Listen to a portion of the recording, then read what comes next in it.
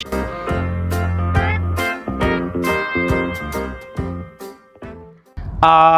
guys, my name is Gerald Msara, a small scale pig producer in Zimbabwe. So I've got a following of Facebook followers who we share knowledge with almost on a daily basis. So on my Facebook page I post anything that I have experienced or anything that I feel like people should also know, so that they may improve the efficiency of their systems and also their profit margins. So the most common question that I see in the comment section is normally related to the market. People always ask, hey Jerry, where's the market? To be honest, I don't know where the market is, but I will show you how you can create that market, or where you can find that market that you are looking for. So today's video is going to be a very interesting video, and it's also going to act as an eye-opener.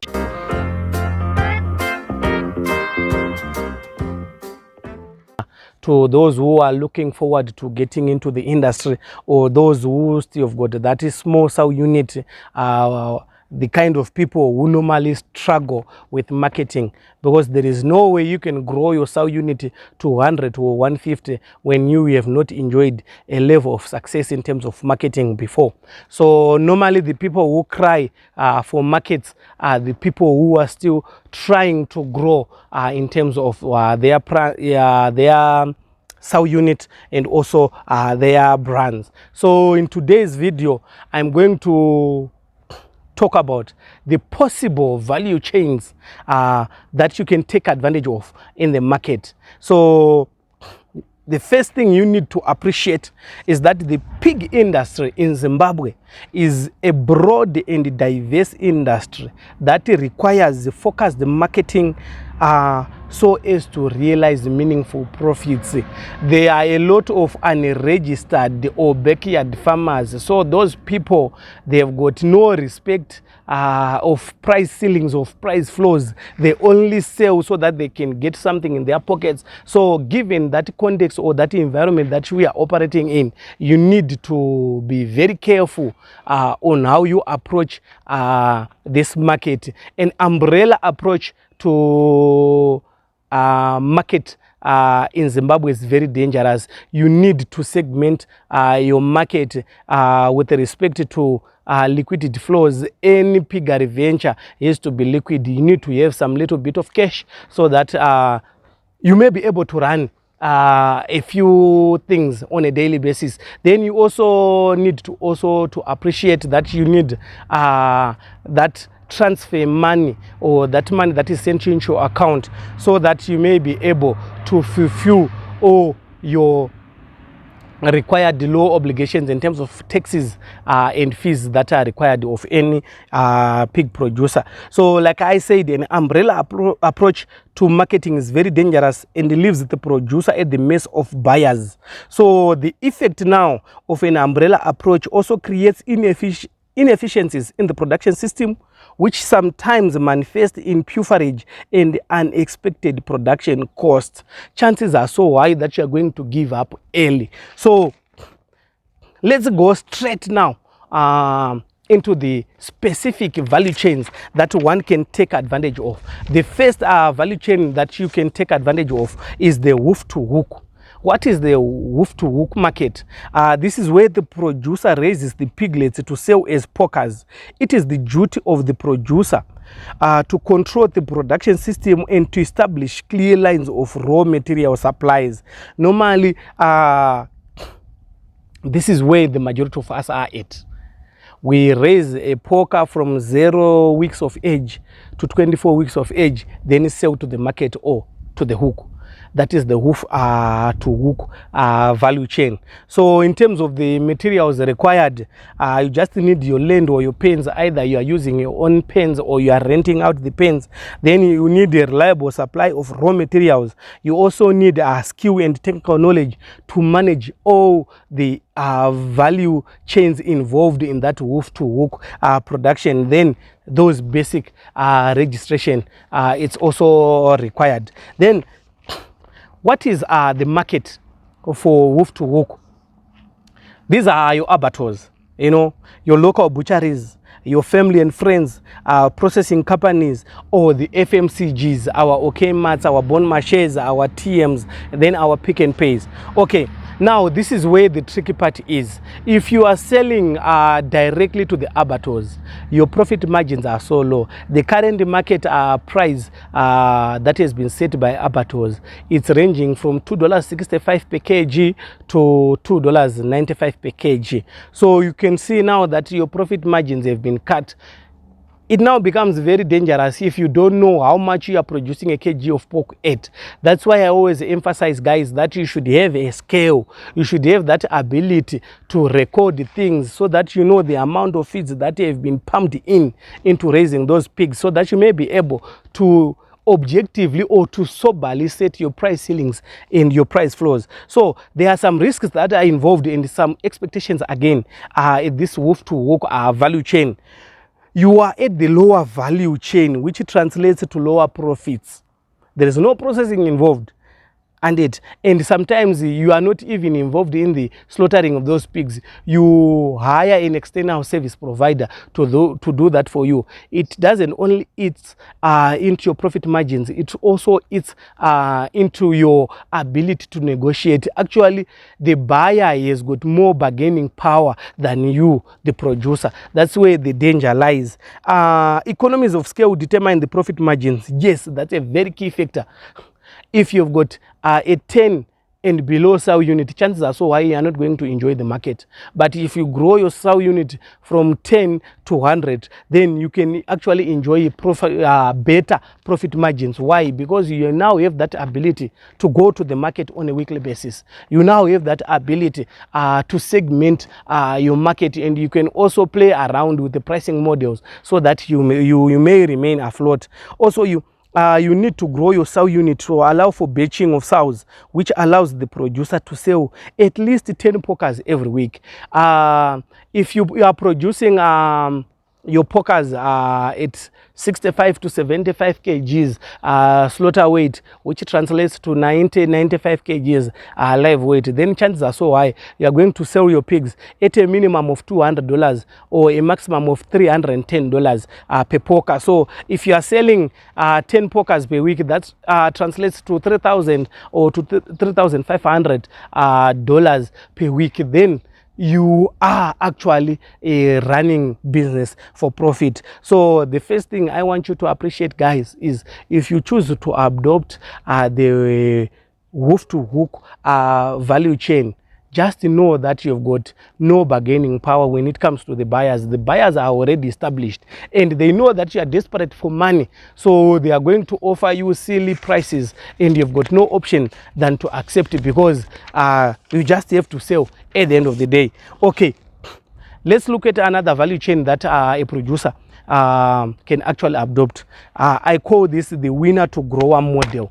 This is one of the most interesting models that a producer can adopt. I call this high risk, high return value model. Why?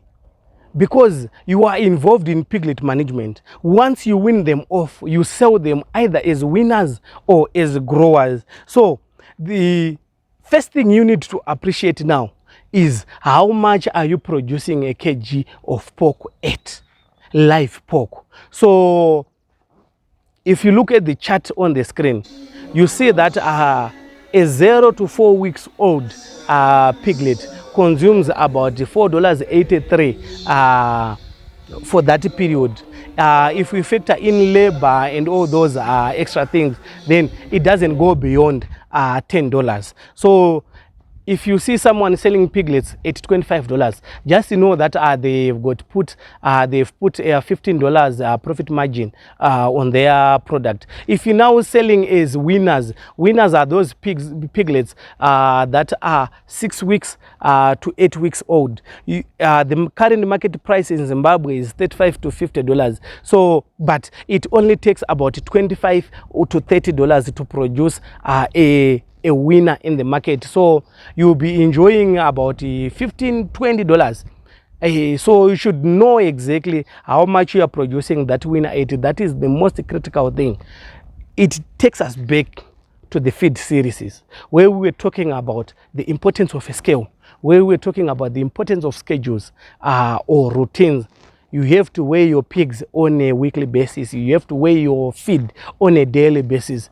That way you can be able to calculate a feed intake chart, and you can also be able to come up with a growth chart, which can now help you to set these prices. It doesn't make any sense to invest blindly and to sell blindly without knowing that are you making a profit or not. So from 1 to 8 weeks, a piglet consumes about 48.65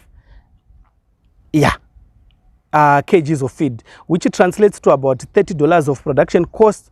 The selling price of winners is $45 to $50. Like I said, the margins ranges from $10 to $15 in 8 weeks. A 12-week grower consumes 72.45 kgs of feed, which translates to $53.90. Let's just assume $54. And $2 extra for labor and staff. The selling price is $80, which translates to $25 profit per grower. You see, now, like I always say, business is a game of numbers.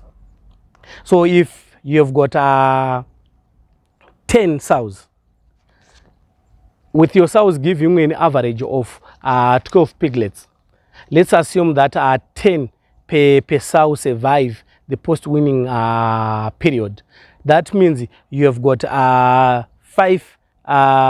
you've got 10 sows, you multiply that by 10, you've got 100 piglets that you can sell as winners. So if you are enjoying $15 profit, that is within a period of 8 weeks, that will be $150 or so for one batch. Imagine if you've got 100 sow unit, then you choose to adopt that model. It pays handsomely, although you've had to factor in the risk of piglet management, but it pays you, and the cost of feeds are actually cut. Why? Because you are only producing those pigs for 0 to 12 weeks old. Then you sell them either as winners or as pokers to those who like to eat pigs that are below 13 weeks of age. If you decide that you are going to sell as growers, which are 12 weeks older, then you are selling them at a minimum price of $80. That is the current market price in Zimbabwe. I don't know the current market price in other countries like Uganda, Tanzania, or our Zambia or our Kenyas. You just have to research about that. Then there is one critical thing you need to appreciate that I wrote here. You need an aggressive marketing approach. The markets for growers is not as expansive as the market for pokers. That is true, because the people who buy from you are people who are trying to start up their projects, or those people like me who are into fattening. So I have actually transferred the risk of piglet management to you. Then I buy those winners or growers from you when the post-winning mortality is now low. You see, there are those people who focuses on buying winners and growers. That is your market, but that market is not as expansive as that market for pokers. Your first market, like I said, is pig producers, Chinese restaurants, hotels, and those who are looking to start their projects. Hotels, they enjoy or they love these young piglets. Why? Because of its tenderness. The meat in itself is tender, so they like that. When it comes to the Chinese, they don't cook pokers, they put them in their sauces. So the tenderness of a 12 weeks grower allows them to enjoy the freshness of that meat. So the basic advantage of adopting this winner to grower model is that it is easy to manage on feeds. You sell as early as 8 weeks and as late as 12 weeks when compared to selling porkers, which sometimes stretches to 6 months. So in other words, production costs are lower if you adopt the winner to grower model. Okay, now let me take you to the third model, which I think one is to consider when you want to get into pig farming, fattening. This is one model that is so popular in Zimbabwe.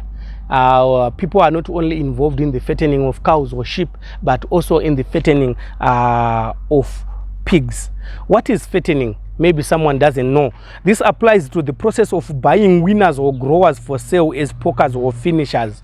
The person buys 12 weeks or 8 weeks old piglets and sell them after 24 weeks. What they've done is the first 3 months of managing those piglets, they are not involved in it. They only get involved in a stage where the pigs are a little bit mature, so the chances of post-weaning mortality are no longer visible at that stage. So the advantage is that the risk of deaths, like I am saying, is low. You can actually manipulate the feeds to sell 2 months after stocking. Why? We are saying you are buying 12 weeks old growers. These are 3 months old pigs. So a pig can be sent to the market at 16 weeks or at 18 weeks. So the person can actually manipulate that process, because that is the stage where the pig has got the ability to gain a maximum of 1.5 or even 2 kgs per day. So if you know how to play around with your feeds, then you are good to go. If you don't know how to play around with your feeds, please, I urge you, go and subscribe to Pogzim YouTube channel. It's PORCZIM. Then check the playlist that is called the feed series. I think you can get 1 or 2 things there. Then I'm always a business person. I believe in numbers, and numbers don't lie. So let's get to do some numbers a little bit. A grower is selling at $80. I said it earlier. From grower to finisher, that's 22 weeks. A pig consumes 150 kgs of feed, which translates to $86.17. Then we need to add an extra $3 for production costs like labor, drugs, etc. So if we say $80 plus $90, that's $170. Then we say a 22 weeks or 24 weeks finisher should weigh a minimum of 115 kgs. If we less 24 kgs of offals, then the slaughter weight becomes 91 kg. You sell at $3 to your local butcheries, or if you want to sell to your church members or your family and friends or to your private schools, you are selling at $4 per kg. But let's stick to the worst case scenario. Let's stick to $3. That will translate to $273. What it means is a person has made a net profit of $103 per porker. So if a person buys 10 porkers for fattening, they are making $1,033 in terms of profit. Multiply that by 20, multiply that by 30. So that is one area that if you were looking for a way exactly to invest in pig farming, this might be your area. If you know that you are a busy person, if you know that your degree of involvement in any project is so low, but you want to get the man out of piggery, then this is the best model for you. You just have to maintain the feed intake charts. You just have to control and to monitor your growth rates so that you may enjoy that 115 kgs after 24 weeks. Once you do that, you are guaranteed that a porker is giving you a profit of $103. So it's worth trying, I tell you. Then we should also talk about something very interesting.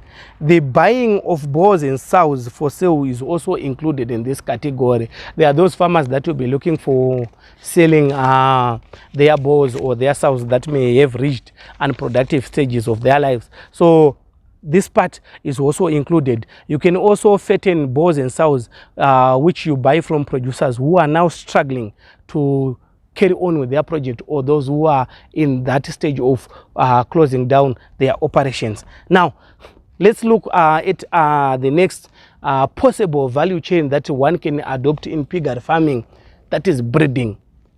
I love breeding. Why? Because it allows me to know the pigs in detail in terms of their behaviors, their growth rates, even the ability to do that competitive analysis of the different breeds that we have in Zimbabwe. So what is breeding? So that we don't confuse some people. You focus on the production of breeds. That's it. You can sell as winners, as growers, as open guilds, and as serviced guilds, as long as you don't compromise on the breeding stock selection and management. Once you decide that you want to get into breeding, there are basic requirements that are required of someone. You need to be registered, not only as a breeder, but you need to make sure that you abide by the laws, be it of EMA. You need also to abide by the laws that are required of a breeder. You know, I will list the certifications after this video. If you want all the registrations and certifications, I'll share them also in our WhatsApp groups. So the advantages now of breeding is that you get a real value for your product. Breeds are the most expensive. You have to control the quality. Then, being a breeder, you are at the center of the value chain. A fattener needs you. Those who are into processing needs you. Then the whole country needs you because you are producing a national head.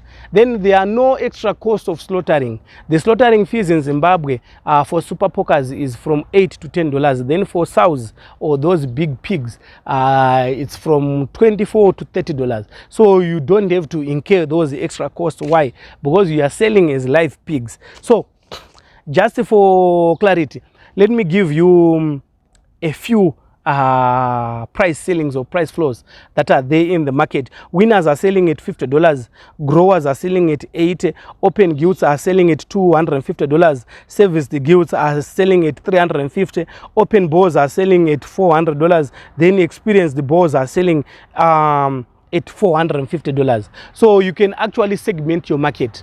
Let's say this group, you sell them as winners, this group you sell them as growers. Then all the females that have met the criteria or what is required of a breeder, you sell them as breeding stock, either as boars or as guilds. So you get a real value for money, and your chances of remaining afloat in terms of liquidity are so high.